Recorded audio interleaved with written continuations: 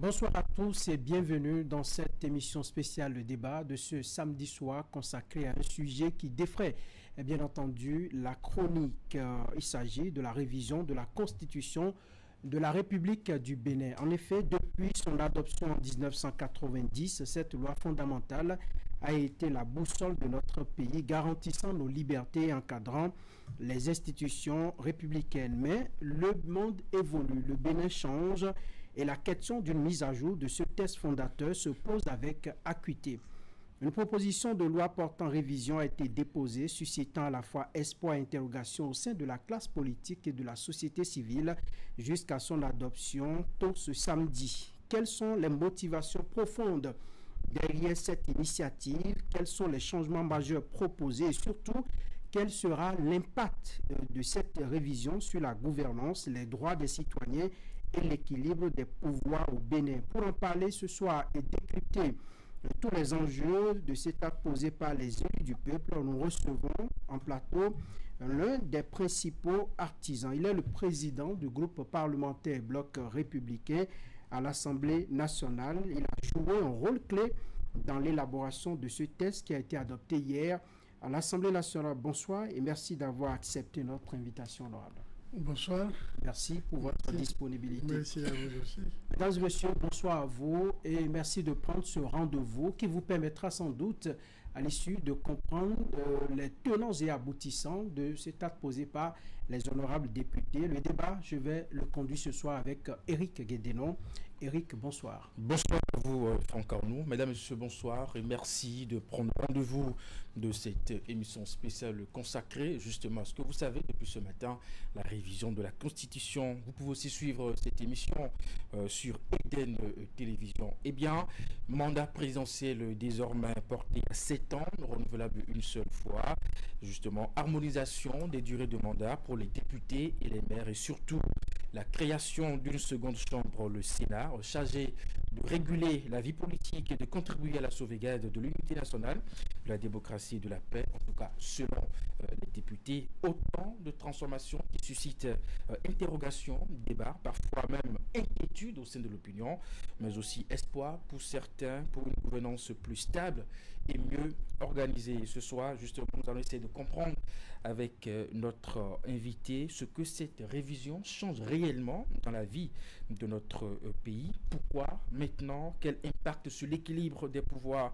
En quoi le Sénat est-il pertinent ou non pour notre modèle politique? Et surtout, que doit retenir le citoyen justement du travail qui a été fait par les députés à l'Assemblée nationale? Honorable Hassan Seibou, bonsoir. Bonsoir Eric, bonsoir Franck. Avant de rentrer dans le vif du sujet, on voudrait savoir comment s'est déroulée la séance plénière, justement. Y a-t-il eu des débats majeurs au point ou des tensions avant le vote? Merci beaucoup. Je voudrais vous remercier de m'avoir donné cette opportunité tout de suite de parler de ce vote que nous avons eu hier sur la révision de la Constitution. Je peux vous dire que tout a été conduit selon le règlement intérieur et selon l'art. C'est-à-dire que la commission a travaillé. Nous n'avons pas eu de problème. Nous sommes d'abord passés, il y a un moment où nous avions déposé la proposition de l'honorable Aké Natonde et moi-même, et cela avait été affecté à la commission. Il y a 2 étapes. La première, c'est la recevabilité, c'est-à-dire que le Parlement se prononce si oui ou non ils acceptent d'examiner, même d'ouvrir le contenu pour l'étudier. C'est ça la question de la recevabilité. Et donc cette étape était déjà passée au niveau de la commission, où il s'agissait de contrôler que ça ne met pas en cause la laïcité de l'État, la République ne change pas, cette proposition ne se passe pas au moment où il y a aliénation d'une portion de notre territoire national, ainsi de suite. Donc, la commission avait répondu qu'il n'y avait pas de problème. C'est ça qui nous a ramené à la plénière pour questionner la plénière maintenant, qui regarde les conclusions de la commission. Et c'est ça qui fait le premier vote que vous avez suivi hier, dans lequel nous avons eu 87 voix pour et 22 qui étaient contre. Donc c'est après cette étape, puisqu'il fallait 82 pour passer, on avait eu 87 pour le oui, on est passé à l'étape suivante. On repart en commission. Nous sommes repartis en commission, faire les discussions, et en ce moment-là, la commission peut recevoir des amendements. Le texte de base ne devient plus le texte de ceux qui ont proposé, mais le texte du Parlement. La commission s'approprie cela. Et donc, il y a eu plusieurs amendements qui ont été portés par des députés. Beaucoup de députés ont apporté des amendements que la commission a examinés, compilés, nous l'avons examiné dans la sérénité. Et puis, donc, il y a eu même un vote au niveau de la commission où il y a 6 personnes qui ont repoussé parce que c'était, vous savez que ça réunit toutes les tendances politiques. Donc, c'était l'unanimité, moins les 6 personnes. Et la commission a donc présenté le rapport de tout ce qu'elle a récolté et de ce dont nous avons discuté et que nous nous sommes mis d'accord devant la plénière. C'est ça qui est la seconde phase dans laquelle vous aurez remarqué que toutes les tendances politiques ont participé au débat. Il y a eu un débat général et puis, bon, il y a eu quand même, on a utilisé la procédure de lecture intégrale du nouveau texte tel qu'il est. Et lorsqu'on a fait la lecture intégrale, le débat était ouvert. Vous avez pu suivre en direct ou pas des canaux ou pas vos reporters que ça s'était très bien passé. Et c'est après ça que le président demande maintenant à la Chambre, c'est-à-dire à l'Assemblée nationale, de se prononcer sur le texte. Le texte était en 3 articles en général. Donc, les 3 articles ont été lus et nous avons retenu la procédure d'en discuter en même temps. C'est-à-dire que les gens ont à dire, ils vont critiquer les différents points, les différentes propositions. Et c'est après ça que le vote est engagé. Pour dire donc qu'il n'y a aucun incident, chacun s'est exprimé librement. Mais il y a eu, j'entends depuis à la sortie, bon voilà, vers la fin, surtout au niveau du vote, vous savez, quand on fait tout vote, il y a ceux qui perdent, qui font du bruit, ceux qui gagnent. Pour moi, ce n'était pas important, mais pour l'opinion, peut-être il faut clarifier qu'est-ce qui s'est passé et que des gens se mettent à réagir. Vous allez constater qu'au vote de recevabilité, nous étions à 87 contre 22. Donc, cette fois-ci, il faut 88 pour que la proposition passe. Donc, l'opposition comptait dans la salle 22 personnes. Il y a un groupe de non-inscrits que vous connaissez désormais qui sont 6. Donc, les 22 de l'opposition ont fait ce qu'on appelle la récupération des procurations. Ils ont déposé leurs procurations qui étaient, cette fois-ci, avant c'était 10, ils sont devenus 11. Ils sont 22. 11 personnes portaient les procurations des 11 autres. Donc on est allé au vote. C'est un vote transparent. C'est devant tout le monde. Il n'y a pas quelqu'un qui peut faire un petit jeu ou un gris-gris que personne ne voit. On est passé au décompte. On a fait le décompte jusqu'à la fin. Mais les gens se rendent compte que les oui sont devenus 90. C'est un scrutin secret. Et vous savez que le mode de scrutin qui rend plus responsable chacun, c'est le mode de scrutin secret. Là, personne ne vient montrer parce que quelqu'un veut voir et vérifier sa sincérité pour qu'il montre ce qu'il a fait. Donc, c'était le bulletin secret. Et donc, on est parvenu à 90 contre 19. Mais, entre-temps, pendant toute la journée, et pendant que nous étions dans des travaux, même en commission, je ne sais pas ce qui se passait à Porte-Nouveau, il y avait dans la journée, toute la journée, des coupures de temps en temps. Et même, il y avait l'honorable Ouassangari qui, avant de prendre la parole au moment des débats, disait « Je prie Dieu que la lumière, enfin que l'énergie ne se coupe pas. » Bon, ça veut dire que nous tous on était là, ça se coupe. Personne n'a la maîtrise sur l'énergie. Donc, mais au moins, pour le décompte, nous avons fait le décompte de bout en bout, sans qu'il y ait coupure et rien du tout. La preuve, si vous prenez les images, vous verrez que à partir de la 90e voie où les gens sont rendus compte que c'est devant nous tous, qu'il n'y a plus d'enveloppe à ouvrir, ceux qui estiment avoir gagné la mouvance, vous savez, la joie explose. On a applaudi, tout le monde a chanté l'hymne national. Les opposants qui estiment, qui ne comprennent pas ce qui leur arrive, se rushent au devant pour vérifier même derrière les scrutateurs s'il n'y a pas quelque chose qui lit mal. Mais ça, vous savez, c'est un état d'âme. Nous, on était assis, on regarde. Il n'y a rien.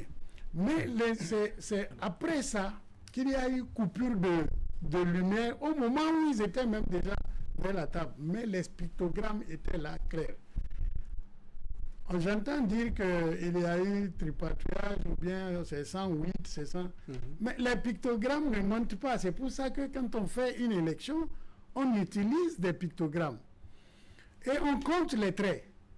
Quand vous avez des pictogrammes de 5-5 et vous en avez 3 et il y en a un qui est un carré qui n'est pas barré, ça veut dire qu'il est 4.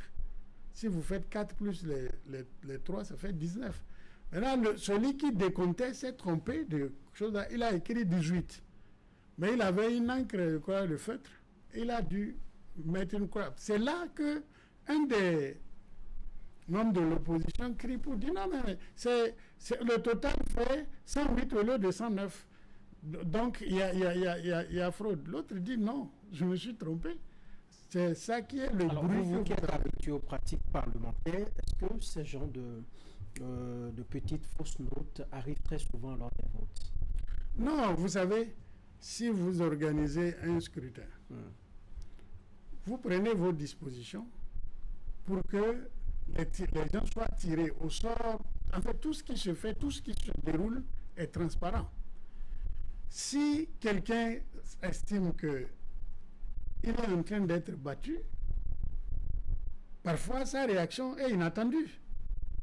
On devrait rester tranquille. Mais l'opposition, les membres de l'opposition se sont rués pour pouvoir dénoncer le chiffre qu'ils ont. Mais ça, ce n'est pas notre faute.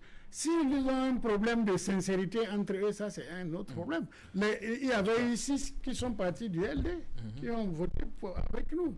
Mais que 3 s'ajoutent, ou bien je ne sais combien se sont ajoutés pour voter secrètement, ça, c'est leur problème à rechercher entre eux. Comment vous avez fait? Comment vous les avez convaincus? Puisque finalement, s'ils adhèrent à ce que vous avez proposé, ça veut dire qu'il y a eu un travail en amont. Vous avez en vérité ce que les gens exposent publiquement, comme les conférences de presse. Quand on va, on dit ce que notre équipe veut. Mais et cette équipe de l'opposition, quand vous parlez à deux dans les couloirs, il y en a qui vous disent vraiment, il y en a marre. Ils n'ont plus le cœur là-bas. Parce qu'ils en ont marre. Et ceux qui ont pu s'échapper, vous les avez entendus. Mais ceux qui sont encore à l'intérieur, il y en a qui ont envie de ne plus être là. Cas, parce qu'ils en ont... Qu'est-ce de quoi ils en ont marre? Tout le débat se résume chez eux à une opposition personnelle avec le président Talon. Tout doit être... Tout ce qui vient de Talon ou de l'entourage de Talon, c'est non, c'est non, c'est non. C'est ça qu'on a vécu tout le temps. Et ce qu'on a vécu là n'était pas différent. Mais la réaction, s'il devait trouver qui a fait, qui n'a pas... Nous connaissons notre nombre. Nous ne faisons pas cette minorité, justement, au Parlement, notamment les 22 députés du parti, les démocrates, ont rendu public une déclaration dans laquelle, justement, ils ont souligné que les conditions du déroulement du scrutin ont été entachées d'irrégularités et de fraude, justement. Ils vous accusent, en tout cas la majorité, d'avoir truqué les chiffres. Et donc, pour eux, c'est que le groupe parlementaire, les démocrates, dénonce un vol de choix de voix caractérisées, organisées pour imposer un résultat illégitime. Il refuse de reconnaître une révision justement constitutionnelle arrachée par la fraude. Est-ce que vous vous retrouvez dans cette dénonciation? Vous savez, cette déclaration me rappelle toujours la chanson dans tous les pays où quand on finit le vote, l'opposition dit vous avez triché, vous avez volé, vous avez fait des choses comme ça. Ce qui s'est passé s'est déroulé devant nous tous. chacun de nous, députés assis de sa place, peut voir ce qui se passe sur la table. Quand on fait les décomptes, on montre la couleur de la carte. On a compté ces 109 votants. Jusque-là, il n'y avait pas de... S'il y a irrégularité, ils vont se taire? Non, ils ne vont pas se taire. Jusqu'à ce qu'on commence à décompter. On décompte jusqu'à la fin, et c'est à la fin qu'on dit nous avons volé. Nous avons volé quoi?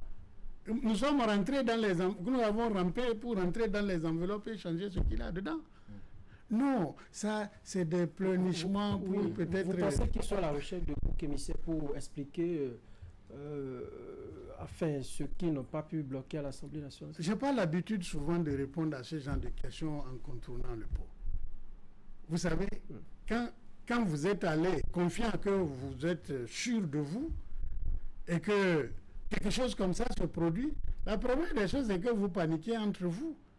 Vous vous suspectez, mais vous n'avez pas le temps de vous arrêter pour dire qui a fait ça, mais vous voulez trouver un bouc émissaire, comme vous le dites. Mais le bouc émissaire, c'est dedans, là. C'est dedans qu'il y a des gens qui ont voté, parce qu'ils sont convaincus que ce que nous avons introduit est bon. Vous savez, il y a eu, avant, ce que nous avons déposé, le projet déposé, ce n'est pas la même chose que ce qu'ils sont allés discuter en commission, entendre les raisonnements. Entre nous, nous sommes questionnés dans les couloirs et même en commission sur l'opportunité, la raison d'être de nos propositions. On va y arriver justement, puisque la révision est actée, en tout cas depuis ce matin. Mais on va marquer une pause. On est parti d'où? Quel était le constat qui a été fait? C'était quoi les observations qui justifient une telle révision? D'abord, il faut reconnaître que l'expérience, la valeur de l'être humain, c'est de pouvoir tirer de son expérience à soi pour préparer à la postérité des conditions meilleures de développement, d'épanouissement. Et je crois que nous avons vécu depuis 1991 des expériences. Le président Patrice Talon, qui est en fin de mandat, a vécu des expériences. Est-ce que ce serait responsable qu'il s'en aille et ne soutienne pas notre initiative qui voudrait que nous remédions à un certain nombre de problèmes? Donc, lesquels? Premièrement, les questions de développement. Nous sommes tous fiers au Bénin aujourd'hui quand les gens viennent nous voir, même si nous sommes contre Talon comme certains le sont. Eux, ce n'est pas le problème de ce qu'on réalise, c'est la tête de Talon. Ça, c'est leur problème vraiment qu'ils doivent réviser et régler ailleurs. Mais nous sommes contents du Bénin, ses performances économiques, le changement de notre environnement. Nous sommes tous d'accord là-dessus. Mais il y a une question que nous nous posons. Pourquoi ça ne se faisait pas comme ça depuis? Pourquoi? Et quand celui-ci va partir, celui qui va venir, il ne faut pas qu'on prenne le risque que tout ce qu'on a mis en place comme développement, comme élément de développement, disparaisse. Et ce qui fait disparaître les choses, justement, ce sont les hommes politiques. Si nous ne responsabilisons pas davantage la classe politique, c'est de là que viendront des conflits. Vous allez voir des belles routes qu'on fait et des chars roulent là-dessus pour aller casser des bâtiments. C'est pour ça que nous avons dit, qu'est-ce que nous pouvons faire pour que la postérité trouve meilleur, pour qu'un président qui va venir ne devienne pas un fou. Parce qu'il a la majorité, il peut faire tout ce qu'il veut. Nous avons observé en 1980, déjà avec sous le président Nicéphore Soglou, vous vous souvenez, quand il est arrivé, surnommé Hercule et tout, mais en quelques années, il a été obligé de confier même le combat politique à sa femme. La réalité, c'était comme ça, pour pouvoir se préoccuper du développement. Mais il a connu un problème qui a fait qu'entre le président de la République et l'Assemblée nationale, il y avait une crise qui a fait que le président a même refusé de présenter son discours sur l'état de la nation devant l'Assemblée nationale. Nous avons connu avec le président Yahi, quand il voulait faire certaines propositions, était obligé d'appeler les membres des institutions, les chefs des institutions, comme pour avoir une onction. Depuis la crise avec le président Soglou, Comment la crise a été résolue? On a simplement appelé les anciens présidents de la République qui sont venus au palais et ils ont invité les protagonistes, c'est-à-dire l'Assemblée, le président de l'Assemblée et le président de la République. Quand ils sont sortis de cette réunion, quelle était la conclusion? Vous avez suivi peut-être si les Béninois ont de mémoire. Ils ont dit la crise est terminée. Tout le monde va travailler. C'était la conclusion, ça. L'Assemblée a voté ce qu'on a amené. Il n'y a plus de crise. Le président de la République a fait son travail. Écoutez, pour moi, c'était le moment où il fallait déjà dire qu'il y a une institution qui manque. Parce que toutes les autres institutions ou toutes les juridictions jugent sur la base de la Constitution ou bien jugent sur la base du droit commun. Mais les fautes que commettent les politiciens, quand il y a crise entre les hommes politiques, où est-ce qu'on règle ça? Quand un homme politique déconne, dit par exemple, écoutez, moi, mon pays a des bases militaires à la frontière pour faire la guerre aux autres. Il va, il dort tranquille, il n'y a rien. Et il y a un autre qui peut-être dit, moi je vais amener mes frères ici, ils vont venir, comment on appelle, affronter les autres ici. Rien n'est dit, tout ce qu'on pouvait dire, parce qu'on avait la Cour constitutionnelle qui, elle, dit, vous avez respecté la Constitution ou vous n'avez pas respecté. Un point final. Après ça, il n'y a rien. Il faut une chambre constituée des gens sages. Vous comprenez? Des gens que nous avons respectés, que nous respectons. Et il n'y a pas mieux que les anciens chefs d'État, les anciens présidents des institutions politiques, c'est-à-dire qui ont géré de la politique, la Cour constitutionnelle, l'Assemblée nationale. Il n'y a pas mieux que ces gens-là pour se retrouver, mais aussi, compte tenu des situations que nous traversons et de la mission que nous voulons donner au Sénat, peut-être on aura le temps d'y revenir, il faudrait que nous ayons ceux qui peuvent les conseiller, ceux qui peuvent donner des informations sur les questions de défense et de sécurité et tout. Donc, nous pensons que c'est une chambre de sages. Et je regrette qu'au débat hier, encore une fois, notre opposition, si vous voulez repasser les bombes, méprise les sages dans ce pays.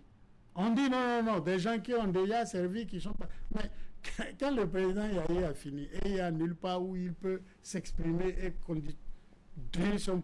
Il est revenu prendre la tête d'un parti politique. Oui, justement, lorsqu'on va se retrouver, honorable, lorsqu'on va se retrouver avec un tel cas où le président Boni, ancien président, est président d'un parti d'opposition aujourd'hui, et qu'il doit, par exemple, être au niveau du Sénat. Comment vous allez régler ça? Des précautions sont prises.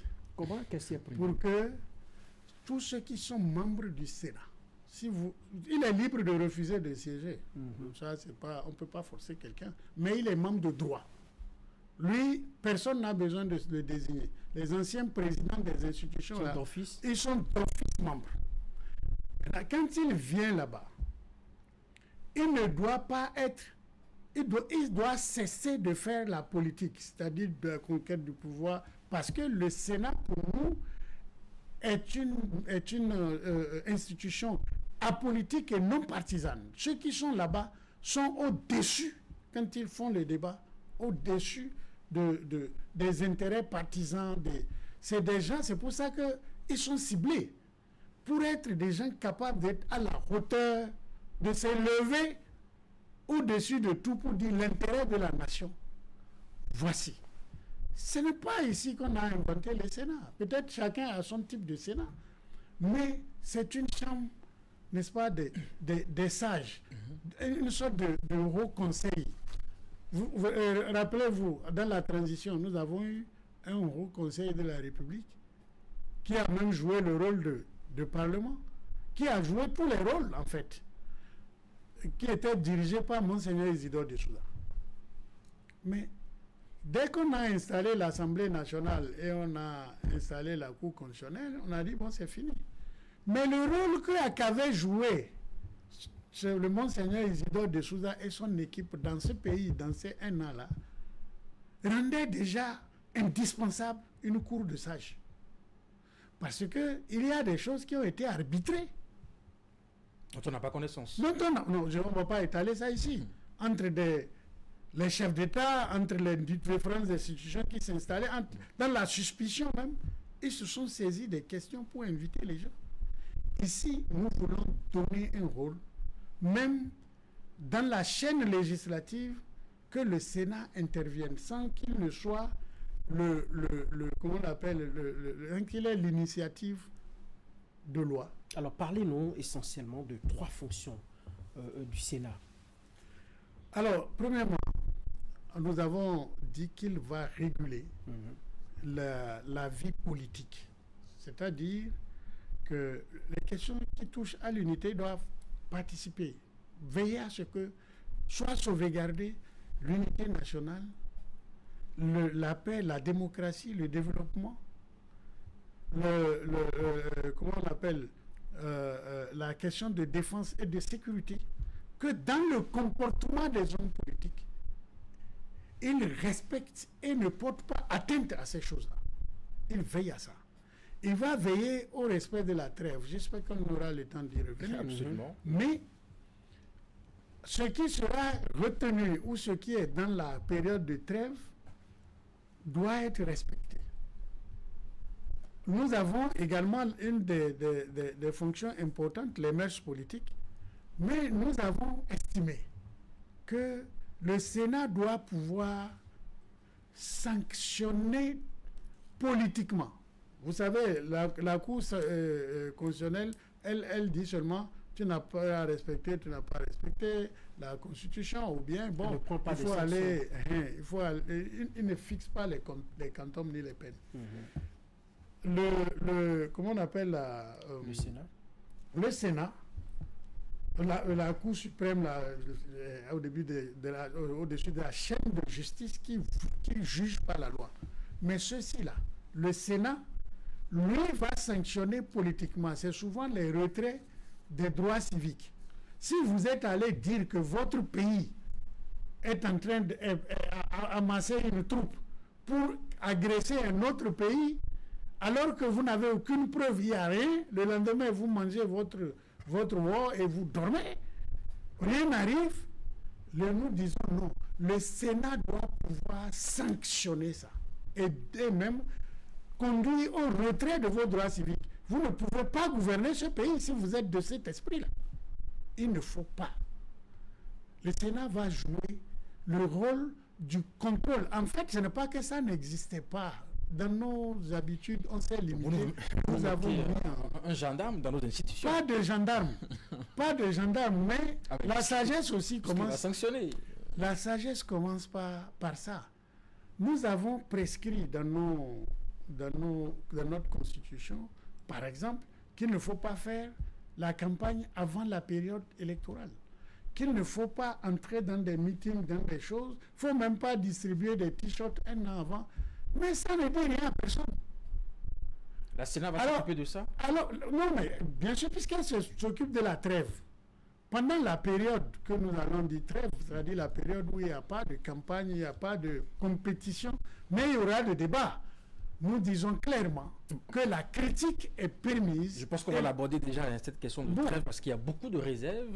Ce concept que vous avez trouvé retire quelque chose d'essentiel dans notre vie démocratique. Non, il ne retire rien. En fait, il consacre ce qu'on avait déjà dans nos textes. Peut-être c'est parce qu'on a dit trêve. Souvent, quand on dit trêve, on fait allusion à conflit ou des choses. Oui, ça arrive en temps de guerre. Non.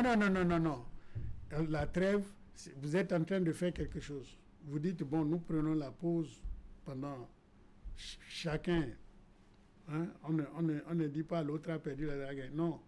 Pendant une période, vous dites, nous n'allons plus faire des actions qui vont dans le sens de telle chose. C'est une trêve d'activité politique de type compétitif. Vous allez à des meetings, vous prononcez dans des meetings que vous organisez avec et on sent que vous êtes déjà en train de chercher le pouvoir, la compétition qui devait être ouverte en dernier essor. vous le faites maintenant. Mais pourquoi ça gêne si Voilà. Cela peut permettre à celui qui est au pouvoir justement de s'enfoncer véritablement dans les actions de développement et de prouver qu'il a la possibilité. Exactement, voilà. Monsieur. C'est maintenant que vous pouvez comprendre pourquoi on dit cette trêve-là. Notez que depuis 1991, pour tous les présidents qui se sont succédés, dès qu'ils arrivent au pouvoir, à peine ils font 2 ans, et commencent les comités de soutien, les comités de... Et ça dévoie, ça dévie même les travailleurs de l'essentiel. Et dedans, on dit des choses. Par exemple, tout ce que vous voyez là, quand nous on va venir, on va balayer ça. Mais ceux qui ont investi, qui vous ont passé de l'argent pour faire ça, quand ils entendent, vous pensez qu'ils vont continuer à venir? Et nous allons avoir des problèmes plus graves. Et alors, dans cette période-là, regardez les périodes dans lesquelles, comme le temps qu'on met pour mobiliser des ressources, les difficultés de négociation que nous avons pour mobiliser des ressources, pour les amener dans le pays. Lorsque vous venez et que les propos et et les activités politiques au nom peut-être de l'opposition ou au nom de la du soutien exagéré, vous développez des comportements qui remettent en cause ce qui est en train d'être fait. C'est grave. Je vous donne un autre exemple. Ici, le gouvernement a pris la mesure sur les soja, sur les choses pour que ça ne sorte pas de notre pays comme n'importe comment. Parce que ça sort, on a réglementé. Mais vous avez eu des politiques qui ont circulé dans le pays pour pousser les populations à ne pas obéir. C'est la désobéissance à une loi, ça. Ça casse l'action du gouvernement. Le gouvernement aussi, le président de la République a reçu un mandat de gérer, de gouverner le pays. Il faudrait ne pas casser. Il faut lui permettre d'exercer son mandat. Le moment où vous voudrez l'évaluer, nous avons dit 1 an avant la fin de son mandat.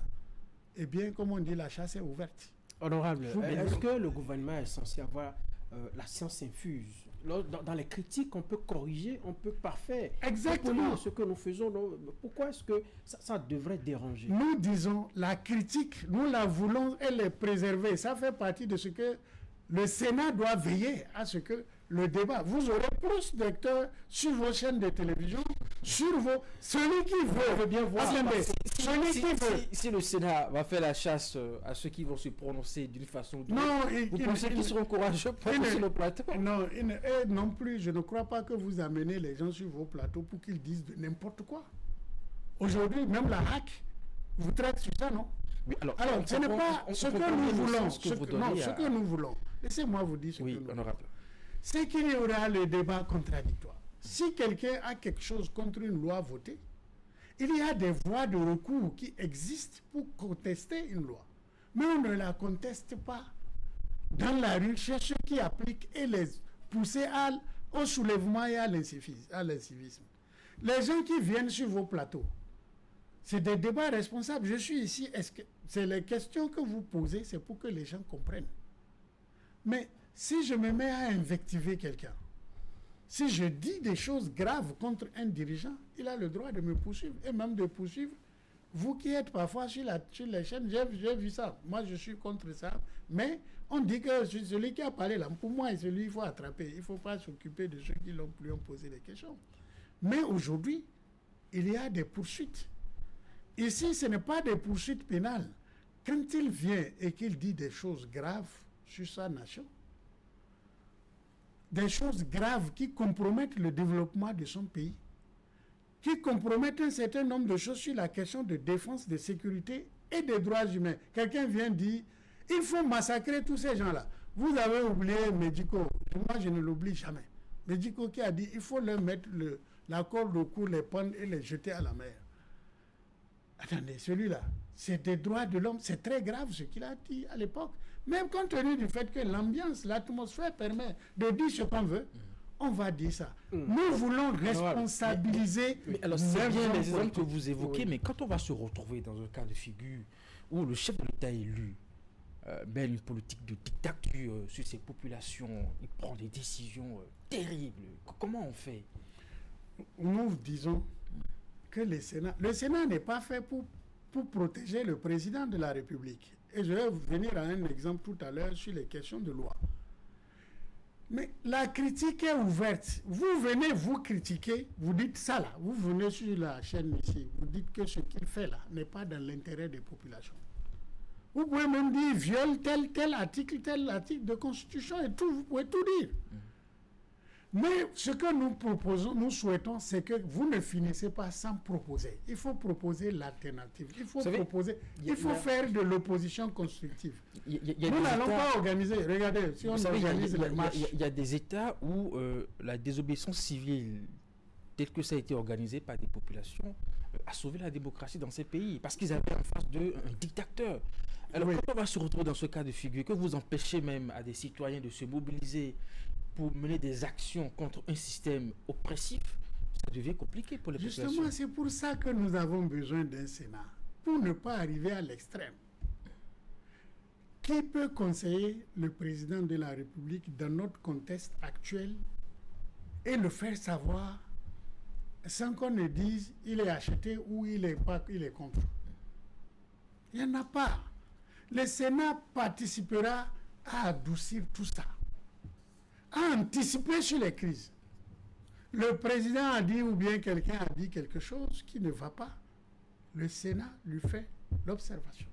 Le Sénat, si c'est très grave, on va les dénoncer avant que la population ne se lève. Alors, ça m'amène à poser une question. Qui doit nommer les membres du Sénat? Alors, nous avons dit, il y a des membres de droit. Parce que nous voulons que ce soit une maison de sages respectée, que nous avons respectée, que nous allons respecter toute la vie. Parce qu'un ancien président, ce Soglo ne peut pas rentrer ici et que chacun de vous, que ça ne crée même pas, que ça ne branle pas. Pourtant, en son temps, vous n'étiez même pas fonctionnaire. Mais vous le respectez.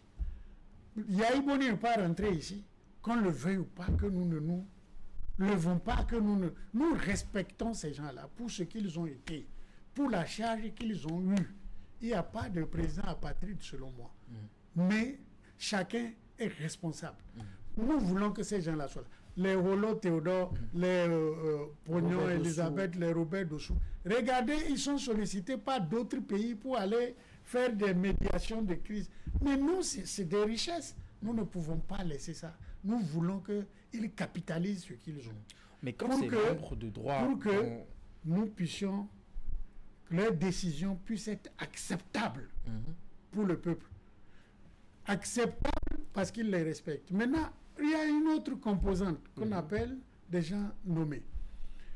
Nous avions discuté sur les cas des militaires, par exemple. Ça, c'était... nous avons pensé que la défense et la sécurité, c'est un domaine qui n'est pas isolé de notre vie. Mais le Sénat étant une chambre de haute personnalité, il serait bon qu'il y ait certains dedans qui, quand il s'agit des questions de défense, de sécurité, la grande miette peut s'ouvrir à eux. C'est pour ça qu'on a parlé de 5 personnalités qui ont commandé des forces de sécurité et de défense. Mais est-ce que cela ne prend pas l'esprit qui voudrait que ces hommes en armes restent dans le casernes? Non, écoutez, quand on a dit restent dans les casernes, depuis un moment j'entends ça. On n'a pas dit d'aller s'enfermer dans une caisse ou dans une brousse et s'asseoir. Ils sont avec nous tous les jours. Ils sont nos gardes du corps. Ils sont partout dans nos activités. Mais comment vous pouvez dire, bon, vous là, on ne vous consulte pas et vous voulez prendre des décisions sur la défense du territoire et sur la sécurité? Regardez ce que nous traversons aujourd'hui. L'Assemblée nationale, on m'a dit, l'Assemblée peut les convoquer et les entendre. La composition de l'Assemblée, la nature des membres de l'Assemblée fait qu'aucun membre de grande muette ne va vous parler sincèrement. Nous faisons des séminaires avec eux, nous savons qu'ils sont limités dans ce qu'ils nous disent. Ils ne veulent pas tout dire. Mais devant des anciens chefs d'État, des gens aussi hauts, ils vont parler. Et ils peuvent, s'ils sont anciens qui ont commandé, avoir accès à leurs jeunes pour que dans leur vie aussi, ils s'épanouissent d'abord. Alors, ceux-là, sinon, ils sont nommés par qui? Ceux-là sont nommés par le chef de l'État. Nous avons dit qu'il faut un minimum de 25 membres. Si le nombre de 25 n'est pas atteint par les membres de droit, parce qu'il pourrait décliner l'offre. Eh bien, on fait le chef de l'État et le président de l'Assemblée procèdent à une nomination paritaire, c'est-à-dire moitié-moitié. Mais quand le nombre est impair, c'est le chef de l'État qui prend le 1. Donc, c'est comme ça. Et puis, on ne va pas... Mais quand des gens sont nommés, vous pensez qu'ils seront indépendants? Voilà, c'est ça ce que vous... Dans ce pays, nous aimons trop de suspicions et ça nous amène à ne rien faire. Parce que nous voyons est-ce que vous pensez... Est-ce que vous pensez que quelqu'un qui est choisi par sa compétence, son intégrité pour un Sénat, ce n'est même pas une maison qui juge, qui juge sur des textes ou tout ça, mais pour sa probité, on doit pouvoir faire confiance que lorsqu'on nomme les présidents de cour constitutionnelle, on nomme des présidents de cour. Pourtant, quand ils délibèrent, nous sommes d'accord. Et parfois pas. Oui, parfois pas, mais c'est toujours comme ça. Quand on délibère contre vous, si vous allez à la justice et qu'on délibère contre vous, vous fâchez. Là, vous avez la déclaration des démocrates devant vous là. Ouais. Eh bien, ils disent qu'on a volé, on a taxé, ils nous accusent de tous les diables. Mais parce qu'ils ont perdu. Et ça, c'est la nature des gens qui perdent. Moi, d'accord. Alors, on va évoluer dans le débat. Alors, donc, voilà comment ils sont désignés et leur rôle. Voilà. Au nombre des grandes innovations qui ont été introduites lors de cette révision, je voudrais qu'on s'attarde un peu sur l'article 42 qui porte le mandat présidentiel à 7 ans, renouvelable une seule fois. Alors, quelles sont les raisons ou arguments qui ont motivé l'allongement du mandat présidentiel et des autres mandats électifs? Je vais y revenir tout à l'heure, mais je voudrais finir ce débat sur le Sénat en vous disant que le Sénat a un rôle, quand on dit c'est une maison, il a un rôle législatif. Comment? Pour tous les projets de loi, surtout ceux qui sont à caractère de dévolution de pouvoir, l'Assemblée ne peut pas les voter ou les adopter sans l'avis de non-objection du Sénat. Vous limitez le travail des députés. Non, mais nous sommes des députés. Ils sont élus. Attendez, nous sommes des députés. Qui sont en train de voter ça? Ce n'est pas des députés. Le problème, c'est que quand vous prenez une Assemblée nationale, à la majorité, à une certaine majorité qualifiée, simple ou absolue, selon ce qu'on donne, l'Assemblée peut voter de façon mécanique une loi. Comment ça se fait? Oh oui, mais attendez, vous dites, nous soutenons le président de la République.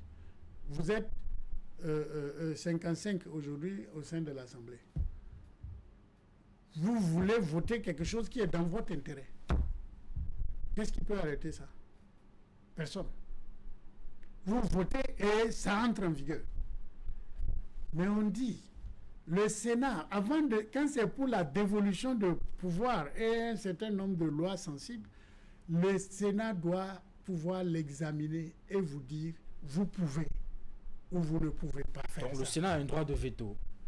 Pas de veto nécessairement. Si il arrive que sa délibération... Non, le Sénat vous fait une délibération et oriente et vous refuse certaines choses qui ne sont pas bien dedans. De respecter. Mais vous devez respecter. Parce que, attendez. Vous légiférez, c'est vous qui votez la loi. Le Sénat ne vote pas la loi. Le Sénat tranche, par contre, en délibération définitive dans le cas des demandes de seconde lecture. Le chef de l'État, par exemple, vous avez voté une loi et le chef de l'État demande une seconde lecture. L'Assemblée passe outre, refuse et reconduit ce qu'elle a dit, comme on dit, on ne fait pas ça. Même si vous votez la loi, si elle a des incidents financiers, c'est le gouvernement qui doit l'appliquer. Donc on entre là dans une crise. Nous sommes dans un régime présidentiel. Le président ne peut pas dissoudre l'Assemblée. L'Assemblée ne peut pas renverser le président. Vous savez que tout ça a des conséquences. Donc, il faudrait une chambre de gros sages, des gens capables de dire « Amenez-moi ce qui est la pomme de discorde ». Là, le Sénat s'est saisi et délibère de façon conforme, c'est-à-dire Son arbitrage consiste à dire l'Assemblée a raison. C'est dans l'intérêt du pays, c'est bon. Ou bien c'est le chef de l'État qui a raison. L'Assemblée n'a pas raison. Mais là, quand elle prend une décision comme ça, elle ne revient plus au niveau des chambres ni au chef de l'État. La Cour constitutionnelle promulgue la loi. Parce que là, on lui a donné la prérogative définitive. Sinon, tout le reste, c'est l'Assemblée qui vote les lois. Tout ce que le Sénat peut demander une seconde lecture aussi. Donc aujourd'hui, la demande de seconde lecture est une initiative du chef de l'État et aussi du Sénat. Avec cela, est-ce que c'est pour mettre fin définitivement aux caprices des députés? Non, pas de caprices. Est-ce que vous avez trouvé un député capricieux? Ne dites pas ça. Non, nous ne sommes pas capricieux. Ça veut dire que vous avez dit tout à l'heure que vous avez de voter des lois. Si on vote une loi, non, j'ai pris un exemple. On a vu il y a eu par exemple. Non, j'ai pris un exemple. Et parfois, je sais que pas voter aussi. Je sais que vous aimez tirer sur des mots, c'est des caoutchoucs chez vous. Moi, ce que j'ai dit là, vous savez pas la langue de ma mère, je peux me tromper un peu, mais je ne dis pas, je dis ça peut arriver. Si ça arrive, il y a quelqu'un, il y a une chambre de sages qui tempère. Prenez le code électoral. Nous avons voté un code électoral. Nous pensions que ce que nous avons dit, c'est vraiment dans l'intérêt du pays. C'est pour ça que nous avons voté ce code. Mais, si nous, maintenant, là, après le vote de cette loi sur la Constitution, si elle est mise en vigueur, c'est que nous ne pouvons plus voter une telle loi sans l'avoir envoyée au niveau de cette chambre-là pour nous dire attention. Alors maintenant, revenons à l'affaire de 7 ans. Oui. Voilà. On est passé de 5 ans à 7 ans. Pourquoi? Prenez l'exemple, qu'on l'appelle, de l'expérience des différents chefs d'État. Vous verrez que le cycle, pour mobiliser les ressources au plan international et réaliser un programme, puisque nous sommes trop liés en tant que pays pauvre au financement que nous mobilisons sur le plan international. Les études, identification des partenaires, négociation, conseil d'administration, amendement, tout. Vous passez 4 ans à ne faire qu'aller et revenir. C'est souvent dans le second mandat du président que vous voyez les réalisations. Prenons Talon, c'était ça. C'est ça. Prenons Yahi, c'était comme ça. Alors qu'il va passer une partie du temps de ces 5 ans-là à commencer une campagne précoce pour pouvoir se faire renouveler. Alors, cette difficulté de mise en œuvre de sa politique dans un intervalle de temps aussi court que 5 ans pour un pays pauvre comme nous semble trop juste pour le juger de façon objective sur le programme qu'il a présenté. Il vous dira, attendez un peu, espérez un peu, vous allez voir. Mais si vous ne lui donnez pas le second mandat, il s'en va sans rien. Le départ de Soglo, moi, honnêtement, ça me reste du travail de gorge. Quand il a fait 5 ans, il est parti. Parti sur la base, bien sûr, des crises subjectives, que du programme qu'il devait conduire. Est-ce que c'est la longueur du mandat qui définit l'efficacité d'un président ou de le bilan d'un chef d'État est tributaire du temps dont il dispose pour le réaliser. Nous avons des défis très grands et très élevés qui font que nos financements, ce n'est pas pour acheter des cacahuètes. C'est pour faire des travaux, des grands travaux dans le pays. Des travaux structurels ne peuvent pas se faire en l'intervalle de 5 ans. Mais on dit aussi que quand le président est mauvais, 5 ans, ça passe vite. On peut passer à autre chose. Et s'il est bon, ne faisons pas des spéculations avant, mais faisons confiance que c'est nous qui choisissons nos présidents et c'est parce que nous espérons qu'ils sont bons. S'ils se révèlent non bons, au bout de ces 7 ans qu'on lui a donné pour faire, on peut dire, mais tu as disposé d'assez de temps, il n'y a plus d'excuses de bailleurs de fonds qui met la pression. Et vous savez, plus grave, quand un président approche son terme, tous ceux qui vous prêtaient de l'argent arrêtent. Et parfois exigent des crédits qui ne dépassent pas son terme. Et là, le coût est beaucoup plus élevé. En tout cas, il y a beaucoup d'autres raisons. Moi, j'ai pris ces exemples-là pour vous montrer que 5 ans, ce n'est pas suffisant. Nous avons estimé, et dans tous les pays où on parle de septennat, c'est ça le problème qu'ils voient.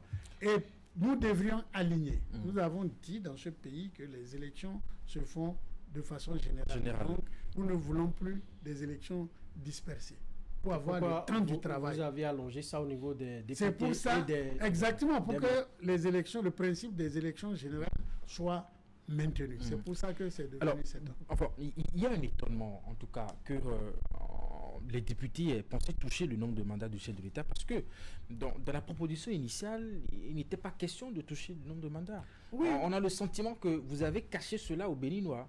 Oh, encore une fois, vous aimez des mystères. Non, nous sommes... La question n'a jamais été débattue. Je suis devant vous. Oui. Et je vous dis qu'une proposition, c'est des gens qui réfléchissent pour dire, nous pensons que si on fait ça là, c'est bon. Mais quand vous allez là-bas, et que quelqu'un dit, oui, justement, on est en train de modifier la Constitution. Profitons. Oui, c'est comme ça. Ah non, il y a un problème qui existait, réglons-le. Regardez, sur les 2 mandats, sur la question des 2 mandats, on dit en aucun cas, nul ne peut. Ça fait 2 négations. On nous a fait le procès de cela dans les universités. Quand vous pouvez écrire en aucun cas, nul ne peut faire de sa vie plus de 2 mandats. Il faut dire simplement nul ne peut. Les gens ont dit, ah, écoutez, cette histoire, enlevons ça, profitons pour enlever. Il y a, quand nous avons pris toutes ces décisions, les autres institutions sont impliquées. S'il y a des choses à corriger, les gens viennent dire, ah oui, si nous prenons cette décision-là, nous devons corriger l'autre qui concerne le Sénat, qui concerne la Cour constitutionnelle, la Haute Cour de justice, parce qu'on ne va pas finir et que demain matin encore, d'autres disent, bon, on a des idées de révision de constitution le lendemain. Il faut faire en sorte que ça reste un bon moment. C'est pour ça qu'on profite pour corriger. Il y a eu beaucoup d'amendements dans ce débat-là. Est-ce que je n'ai pas le temps d'aborder le nombre de mandats n'est pas une question si essentielle pour que ça ne soit pas juste une question de on profite? Non, ce n'est pas on profite. Écoutez, comment vous parlez comme ça? Profiter, j'avais dit, quand on le fait, c'est pour soi-même. C'est ça, non? Et je vous vois venir. On peut me dire, le président de la République, là, pourquoi il a soutenu ça? C'est qu'il veut rester, il veut faire ci. J'entends ça. Hein? Il faut cesser de s'abattre chaque matin. Les choses que le président, les actes qu'on a posés, choix des candidats, dans la Constitution, ça demeure que nul ne peut de sa vie faire plus de 2 mandats. Il faut même saluer qu'il accepte de faire cette révision pour laisser à la postérité quelque chose de bon. C'est lui, il a fait une expérience. Nous avons discuté avec lui, nous avons vu. Et il a dit, c'est vrai, 5 ans, c'est impossible qu'en même temps vous ayez le défi au bout de 5 ans. Regardez l'exemple. Nous avons été amenés à enlever dans la Constitution la question de ratification pour l'amener au gouvernement. Vous n'avez pas demandé pourquoi. Mais la ratification prend du temps à l'Assemblée, elle peut prendre 1 an, 2 ans. Dans les cycles des pauvres qui cherchent l'argent, ils traînent et après, au moment où ils retournent, même pour qu'on signe, on dit non, les prix ont changé, les choses ont changé, il faut reprendre. Nous disons, allez signer, informez-nous et nous allons vous donner notre avis. Et c'est ça que, malgré ce que nous avons fait là, pour réduire les délais, nous avons quelqu'un qui en a l'expérience qui dit ça ne va pas. Il faut prolonger un peu. Le bailleur qui amène son argent a besoin d'être rassuré que vous avez le temps de le rembourser. Sinon, vous n'aurez pas. Est-ce que vous avez, disons, l'impression que vous avez servi la cause d'un homme, Patrice Talon, ou que vous avez véritablement voté pour enfin, vous avez légiféré cette fois-ci pour la postérité? Et à combien de temps vous mesurez l'efficacité de cette loi que vous avez, de cette révision que vous avez eu à faire? Si je prends l'exemple de la Constitution de 90, nous l'avons expérimenté au moins pendant 3 décennies pour comprendre un peu ce que vous venez de faire. Sur combien de temps, au moins, imaginez-vous sa résilience? Alors, je vais vous répondre parce que quand si j'oublie, vous me ramenez. Hein? La question du président Talon. Si nous avons fait ça pour Talon, comment même vous pouvez imaginer ça? Le président Talon s'en va dans 6 mois. Ou dans quelques mois, c'est ça, non? S'il a voulu. C'est pas s'il a voulu. Qu'est-ce qui peut le faire rester? On vient de voter que nul ne peut de sa vie faire plus de 2 mandats. En plus, nous disons que nous faisons pour la postérité. Il n'y a pas un temps pour une constitution. Ceux qui ont fait en 90 ne pensaient pas qu'elle va durer autant. Mais elle a duré. Nous sommes encore dans la constitution de 1990. Nous n'avons pas changé de république, nous n'avons rien changé. Cette constitution, elle est valable. Parce que nous devons la corriger selon l'évolution du temps. 30 ans après, écoutez, il y a 30 ans, l'informatique, là, combien de vous avez un ordinateur, même pas un téléphone au moment de la conférence nationale. Mais aujourd'hui, regardez, vos propres enfants à la maison, ils vous battent à l'informatique. Aujourd'hui, l'évolution fait que vous devez tout adapter. Même sur le marché international des finances, les réalités là-bas, que nous n'avons pas le temps d'aborder ici, et que vous avez demandé, vous verrez qu'il faut s'adapter dans nos constitutions pour que nous puissions lever des fonds sur le plan international. Le Bénin est un champion là-dedans aujourd'hui. Pourquoi pense que cette révision nous engage dans une nouvelle république? Quoi? Cette révision, oui. Pense que ça nous engage dans une nouvelle république? Jamais. Elle ne nous engage pas dans une nouvelle république. Qu'est-ce qui a changé? La laïcité de l'État, la république. Nous n'avons même pas touché le nombre de mandats. Nous n'avons pas touché les principaux, même ce qu'on a appelé les fondamentaux de notre constitution. On est passé de 5 à 7. Non. Attention. Le fait de dire nul ne peut de sa vie faire plus de 2 mandats n'a rien limité du nombre d'années d'un mandat. Non. C'est les 2 mandats qu'on ne doit pas dépasser. Qu'ils soient de 7 ans, de 10 ans, de 6 ans, vous regardez la réalité de chez vous. Moi, je suis contre, et je veux que tous les Béninois soient contre le copiage plaqué de ce que nous voyons ailleurs, comme en France. On va avec France, tout le monde dit France. Mais ce qui marche en France ne marche pas ici. Faisons ce qui est nôtre. C'est ça qui est la mentalité aujourd'hui de toute la jeunesse africaine. Alors, nous sommes dans nous sommes dans cette logique-là. Alors, nous sommes dans les dernières minutes de cette émission. On vous a vu à l'issue du vote applaudir, vous et la plupart de vos collègues députés. La majorité. Vous avez eu l'impression, vous précisément, que vous avez accompli quelque chose qu'on vous a évité ou bien qu'on vous a empêché de faire il y a quelques mois en arrière? C'est ça qui vous a fait applaudir? C'est ça et c'est plus que ça. D'abord, je suis initiateur de la loi. Et vous savez, la proposition de loi, c'est une idée que vous amenez aux gens. Ils sont 109 qui doivent lire, penser, réfléchir, combattre ou accepter. Certains ont combattu. Mais quand on finit par dire oui, votre idée, elle est bonne, elle marche, vous n'allez pas applaudir?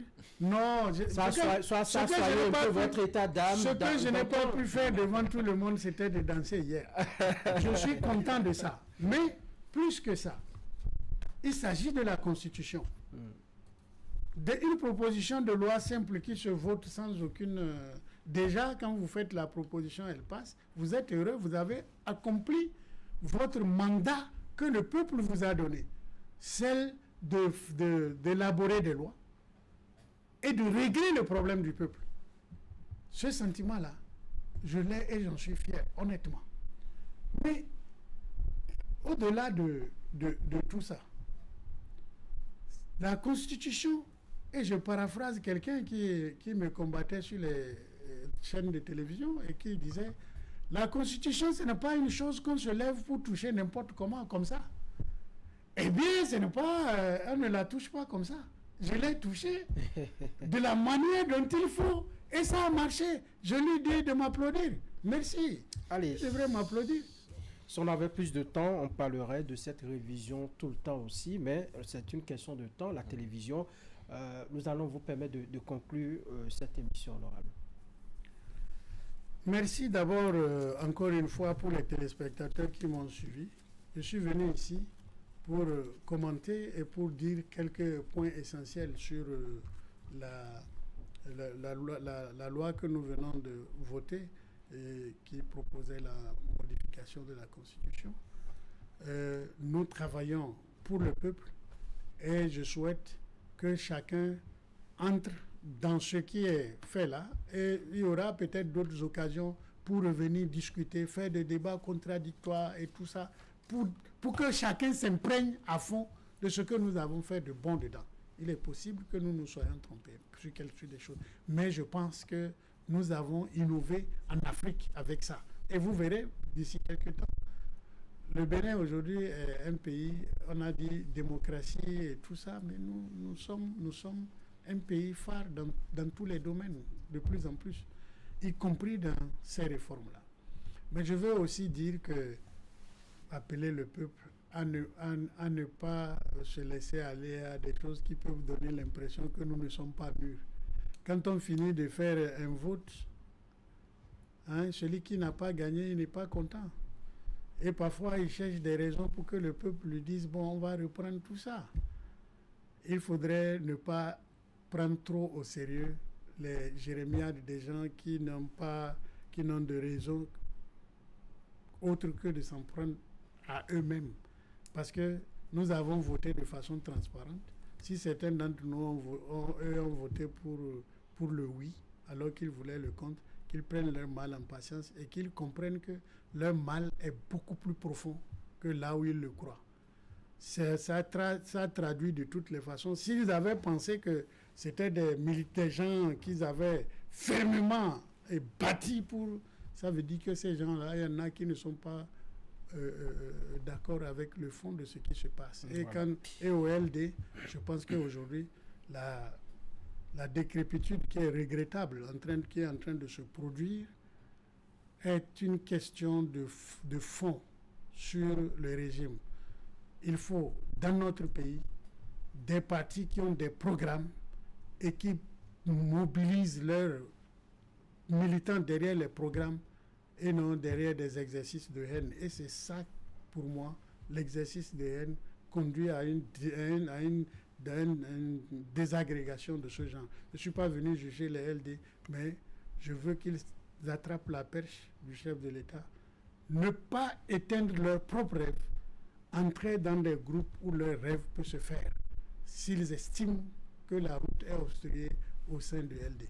Moi, c'est ce que je voulais appeler tout le monde à faire et je remercie les Béninois pour leur attention soutenue sur cette révision de constitution. Allez, honorable Hassan Seibou, il est le président du groupe parlementaire Bloc républicain à l'Assemblée nationale. Révision constitutionnelle 2025, un tournant institutionnel pour le Bénin. C'était le thème de cette émission que nous avons eu le plaisir de conduire, Éric Guédeno et moi, que vous avez suivi, chers téléspectateurs, sur nos canaux digitaux et sur les fréquences de Eden TV et de Canal 3 Télévision. L'histoire retiendra que les députés de la 9e législature ont adopté à une large majorité une nouvelle révision de la Constitution de la République du Bénin. Les réalisateurs, nous les remercions pour leur accompagnement. Mesdames et messieurs, prenez le rendez-vous ce dimanche.